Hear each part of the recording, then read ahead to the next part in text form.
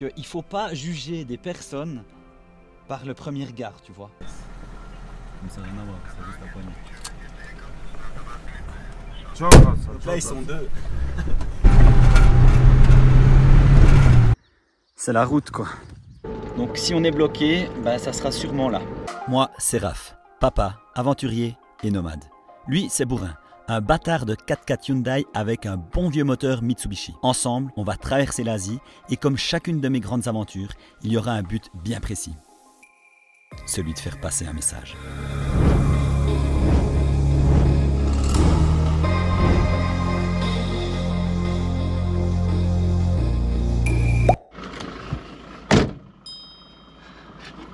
Ok, là on vient de commencer une piste et ouais, on a déjà fait pas mal de pistes. Donc là, on arrive à un endroit où on sera peut-être un peu critique vu la carte. C'est un col et on est 3 véhicules. Donc il y a JB avec son poids lourd 4x4 et Alternative Pink, donc David et Neus qui sont eux avec un Toyota Hilux et une cellule, mais c'est une petite cellule avec le toit pliable. Jusqu'à maintenant c'est tranquille. Par contre pour passer le col, donc déjà là il n'y a pas de neige, c'est bien, ça change d'habitude, mais on voit qu'il y a vraiment, on passe quoi à 3000 mètres et là on est à 2300 mètres et il y a un gros dénivelé et c'est raide. La route, on la voit, ça fait des lacets depuis loin, donc si on est bloqué, ben, ça sera sûrement là.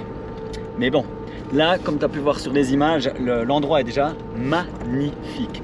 On est entre des montagnes, dans une vallée où c'est qu'il y a un ruisseau sur le côté, il y a des grandes plantes, c'est vraiment joli. Et le but, c'est de pas, parce que là on est au sud de l'Arménie, et c'est de ne justement pas refaire la route principale et trouver une piste qui peut nous amener de nouveau au centre de l'Arménie. Mais je t'avoue que c'est un peu compliqué.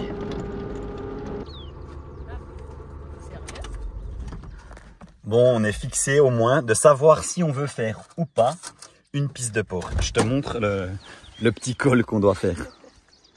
La route, tu vois, elle est là. Et après, c'est ça. Ou tu as une deuxième option de petite route de campagne, je te montre, qui passe là, là et là-bas. C'est la petite route de campagne. Et là, JB, il est en train de se dire, qu'est-ce qu'on fait? Parce que là-bas, c'est pauvre. Hein. Tout en précisant que c'est le début de la montée. Hein. On a quand même, je crois, si je ne me trompe pas, bien 900 mètres à grimper, si c'est pas plus. Ça, c'est la route. Bon, ce qu'on peut utiliser aussi, le drone, c'est pour aller voir la piste, tu vois. Parce que là, on ne sait pas trop. Parce que c'est quand même cochon et le problème, c'est qu'il y a 5 heures de route pour faire tout un détour. Donc ça nous embête un peu aussi. Ok, bon, voilà un peu le topo. Cette route, qui après quelques renseignements, est en fait un chemin créé par les Iraniens qui servait à installer un tuyau de gaz pour alimenter la capitale de l'Arménie. Ouais, un chemin qui servait. Et c'est ça le problème, car actuellement il est plus en service et en plus de ça, les véhicules qu'il utilisait n'étaient qu'autres que des machines de chantier. Donc imagine un peu l'état. Mais si on s'acharne comme ça à savoir si c'est possible ou pas, c'est simplement car le détour à faire ne nous enchante pas du tout. En vert, c'est la piste que l'on aimerait faire, le point bleu, c'est où on est, et en rouge, c'est la route principale qu'on a déjà fait et qu'on n'a pas du tout envie de refaire. Alors là, il y a JB qui revient parce qu'il est allé voir quand même plus haut. Parce que pour l'instant, on n'a que regardé au drone. Et puis, on va voir de l'œil humain. Attends la réponse, on est tous aux aguets. Bon, l'avantage, c'est que avant, on a une belle place avec de l'eau. Vraiment, l'endroit est magnifique. Donc au pire, on bivouaque une fois là. Et on a Internet, donc on peut aussi regarder pour peut-être une autre route.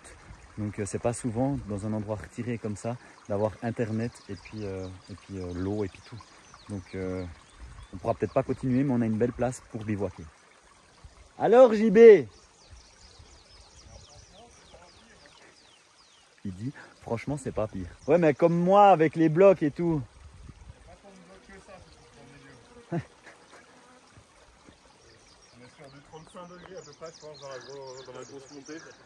35%, pardon, pas degrés. 35%. 35 degrés. Oui. 35 degrés. Et Mais c'est le premier lacet, hein. c'est pentu, mais c'est pas... Il y en a, je pense, bien une dizaine. C'est assez propre. Mais là, c'est l'endroit le plus pentu, donc... Parce qu'après, t'as des variantes. Moi, si on est plusieurs, j'y vais sans problème. Parce que moi, je suis lourd et j'ai pas envie de péter un pont, tu vois, ou de forcer, de devoir forcer.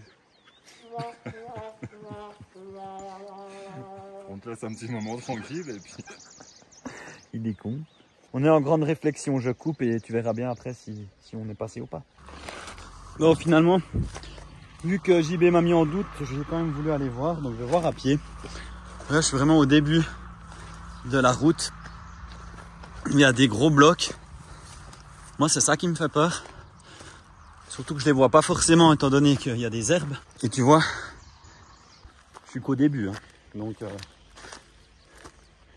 je vais aller voir jusqu'à la première épingle.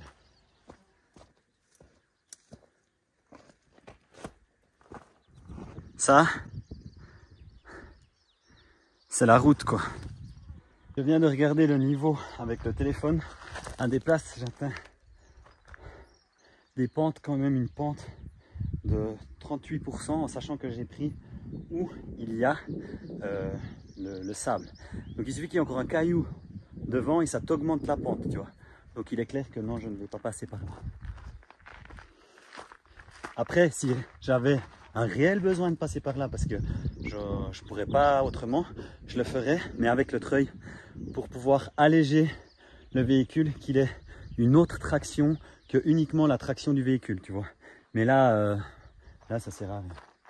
Je veux pas tout casser mon vieux bourrin quand même, hein. Je suis sûr un 4x4 il passe. Bourrin il doit passer. Problème, bourrin il est lourd, comme je le disais. Et je vais patiner. Et il suffit que je patine.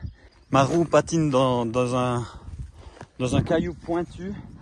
Avec le poids que j'ai sur mon véhicule, ben, ça augmente les chances de crever une roue. Et imagine que tu creves une roue ici.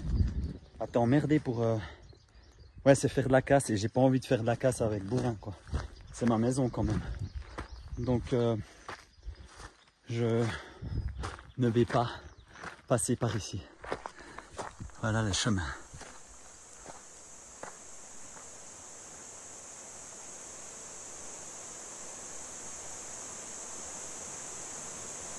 Je vais te montrer ce qui fait la différence de voyager avec sa maison, surtout quand tu n'as plus que ça. Ben, la première chose, c'est que tu réfléchis à 2 fois avant de t'engager dans des grosses pistes de port comme ça, tu vois.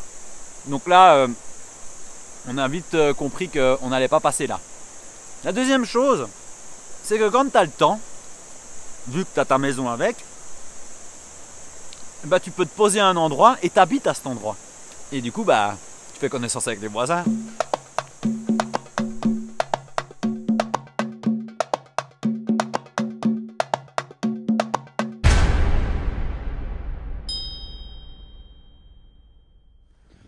On était posé à cet endroit ici, proche de la rivière, et hier est déjà venu les Arméniens. Et l'échange il est difficile parce que le traducteur c'est un peu compliqué en arménien, mais il nous a montré une photo d'un mouton qui est dépecé.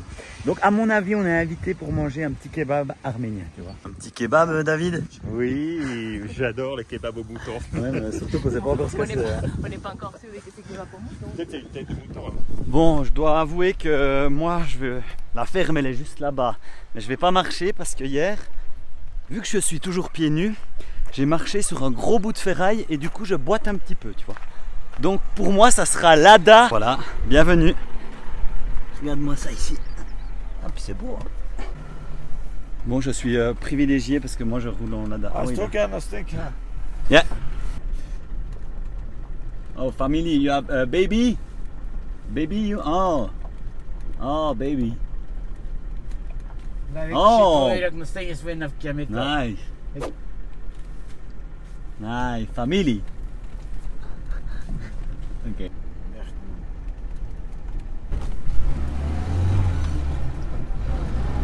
Ah, d'accord. Apă de venavie cu voica. Et là, il y a les potes. Alors finalement, on s'arrête et il y a tout le monde qui vient. Et en fait, un des bergers, il va à pied, et puis nous, ben, on va tous dans la Lada. Puis là, tu vois, c'est une Lada qui marche au LPG, donc au gaz. Donc si ça pète, on est tous morts. Oh putain. Mais là, il a tué le mouton. Je sais pas. T'as vu le Est-ce qu'on est bien JB là, tous Ouais, ensemble? nickel. Ouais. On est bien là, hein, JB. Ah, pardon, il a échappé. Ce qui est bien, c'est qu'on a mis les plus grands derrière. Hein. David et JB. Dans une petite Lada. On en met dans cette Lada. Hein. Allez.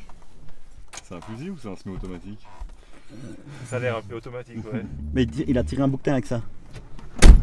C'est ce qu'il m'a montré. Eux, ils chassent le bouquetin avec les AK-47 ici.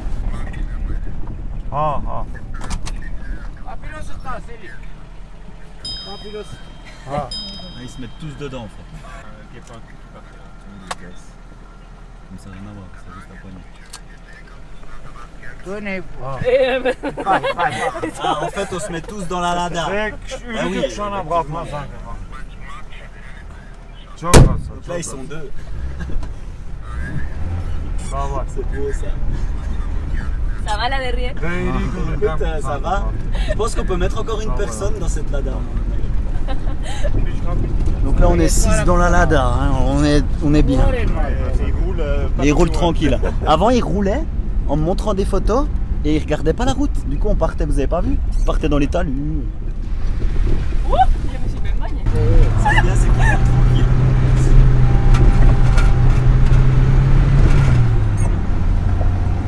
Alors, je pense qu'il y en a un qui met les gaz et l'autre qui roule. Là, presque dans le sens à la balle. Ouais, pas. Bon, j'ai envie de vomir. Je crois qu'on est arrivé. Donc, ça va, j'ai pas vomi.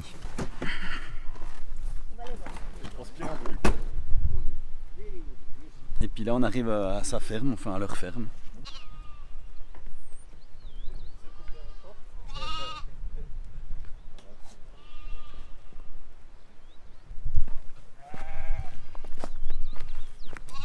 Bon, ben on va aller manger.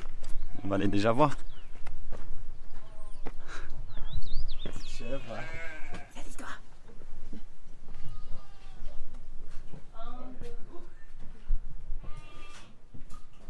Puis ils dorment là, les types.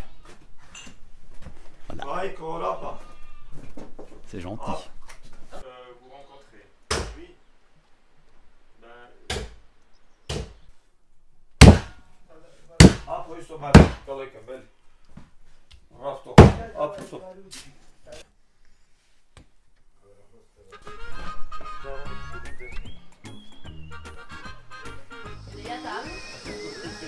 Là, il vient, donc il a coupé les petits légumes, le fromage, et là il a apporté des boissons. Alors il y a un truc vert, un truc orange, et l'autre, je pense que c'est pas de l'eau, tu vois. Et ça, c'est le pain typique d'ici. C'est la vache. C'est du pain qui est tout fin et qui est énorme. Et eux, ils le coupent en morceaux, puis après tu peux faire style un... Bah, tu mets la viande, tu mets les légumes dedans et tu fais un kebab, tu vois. Et là, ce qu'il y a de bien, c'est qu'on est vraiment à la source du kebab, parce que eux, ils ont les moutons. Apparemment, ici, c'est un lieu où c'est qu'ils sont quand ils sont en transhumance, donc quand ils sont en montagne l'été, et puis l'hiver, ils redescendent. Il n'y a que des hommes. Pour l'instant, il y a 3 bergers. Ils ont énormément de moutons, énormément de chiens aussi. Ils nous ont dit qu'il y avait des loups, qu'il y avait des ours. Donc les chiens ici sont d'une utilité obligatoire pour eux, parce qu'ils ont quand même beaucoup de moutons. Et c'est chouette de pouvoir vivre cette expérience ici, parce que c'est des choses que tu peux pas. Tu vois, là on était posé à un camp. Alors on remercie cette piste qui nous a bloqué hier, parce que finalement on s'est mis juste un petit peu avant la bergerie là. Et hier ils sont venus nous chercher, ils voulaient déjà nous offrir le mouton hier, mais vu qu'on avait passé déjà une grosse journée, on leur a dit le lendemain. Et aujourd'hui donc le lendemain ils sont venus nous rechercher. Donc ça c'est apéro je pense. Chut. Ouf c'est... Strong. Chola Kaluchun. Chola Kaluchun.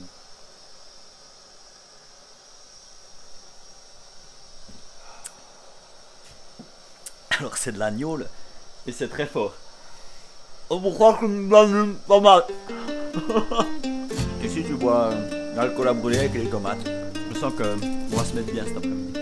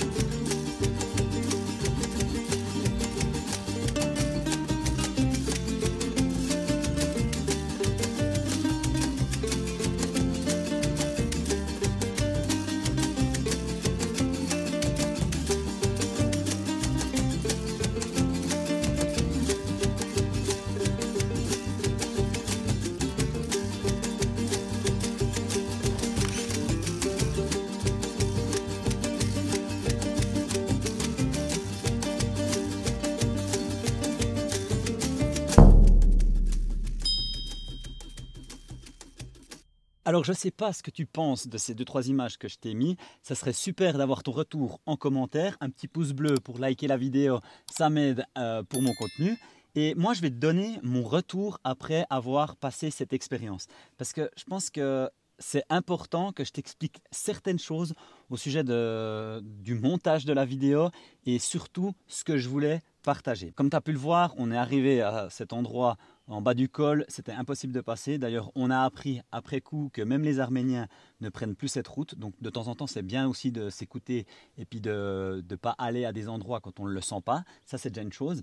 Et la deuxième chose, c'est que tu vois, en ayant rencontré ces bergers, suite à ça, j'ai fait un post sur Instagram et j'ai eu beaucoup de jolis retours. J'ai eu aussi des retours en privé. Ce n'est pas des mauvais retours, mais c'est l'image que certaines personnes voient lorsqu'on voyage. Et là, la plupart des retours que j'ai eus, c'est « Oh, les pauvres, ils n'ont rien et ils donnent tout ». C'est vraiment des belles personnes. Alors oui, c'était vraiment des belles personnes. En tout cas, le moment qu'on a passé avec eux était splendide. Mais ce n'est pas forcément des pauvres personnes. Parce que typiquement, la personne, donc le berger qui a les moutons, qui a la bergerie, il m'a montré des photos de sa famille, mais il m'a montré aussi des photos de sa maison, son véhicule. Il n'est pas à plaindre, tu vois.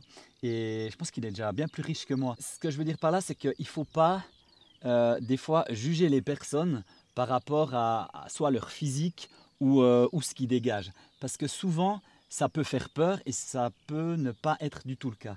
Là, j'avais eu aussi des commentaires qu'on m'avait dit, les bergers, on voit que sur leur visage, ils ont eu la vie dure. Ce qui est vrai, parce qu'un berger, il est dehors, il vit dehors avec ses moutons. Et tu es au soleil, je pense que comme tout être humain devrait vivre, c'est en contact avec la nature, tu vois. Et c'est vrai que ça peut choquer. Là aussi, quand on arrive dans une bergerie et qu'on coupe la viande avec une grosse machette, avec les mouches à côté, là, ça peut faire « Ah non, ben moi, je ne vais pas manger cette viande ». Là, au moins, on voyait d'où venait la viande et toutes les étapes de la viande jusqu'à quand qu'elle soit dans ton assiette, tu vois. Moi, l'important dans mes vidéos et ma chaîne YouTube, c'est vraiment que je retransmette mon ressenti lors de mon voyage. Ici, je suis en Arménie. C'est clair qu'il y a quelques tensions entre les pays aux alentours. Mais personnellement, je ne l'ai pas ressenti. Alors oui, tu vois des militaires, tu sais que tu arrives certaines fois dans des zones où ça craint un peu, mais tu le sais. Donc, j'ai pas eu de ressenti de peur, on va dire ça comme ça. Et je pense qu'il y a assez des médias qui créent ces peurs pour pouvoir faire le buzz, ou d'autres chaînes YouTube qui savent très bien sur quoi cibler pour pouvoir faire du buzz. Typiquement là, on est dans une bagnole, il y a une Kalachnikov Et après, ils nous ont même montré comment ils tiraient avec la Kalachnikov. J'aurais pu commencer par ça et puis appuyer ma vidéo là-dessus. Salut et bienvenue en Arménie.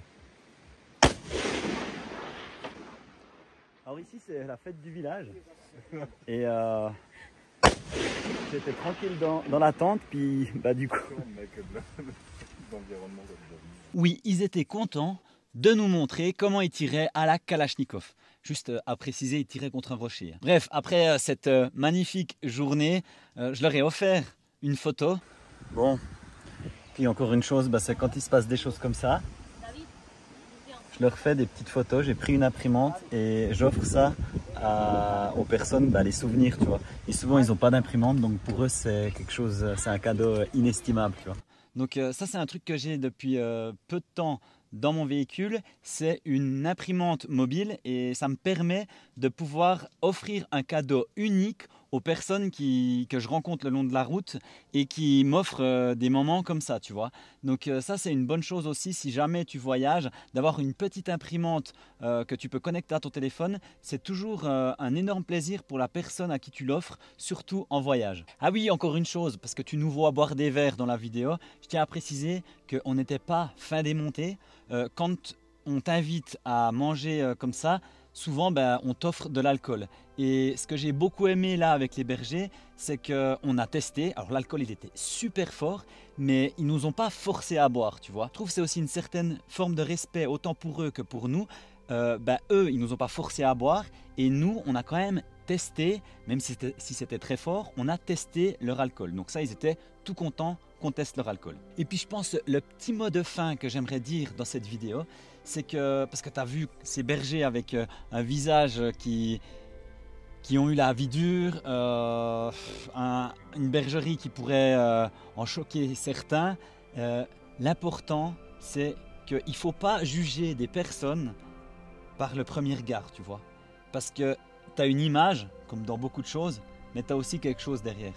Et c'est ce que j'aimerais montrer dans mes vidéos, parce que je sais que, ou peut-être, probablement un jour, une petite fille qui grandira verra les vidéos de son papa. Et c'est pour ça que j'aimerais rester le plus authentique dans mes vidéos. Et c'est hyper important pour moi. Je t'aime fort ma puce, prends bien soin de toi. Sur ce, je vous dis à une prochaine vidéo. Et comme d'habitude, n'oublie pas, abonne-toi, like, commente. Ça fait toujours plaisir. Allez, à plus!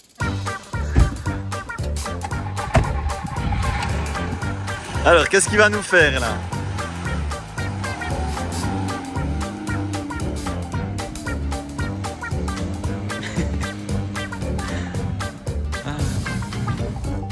Ah là là.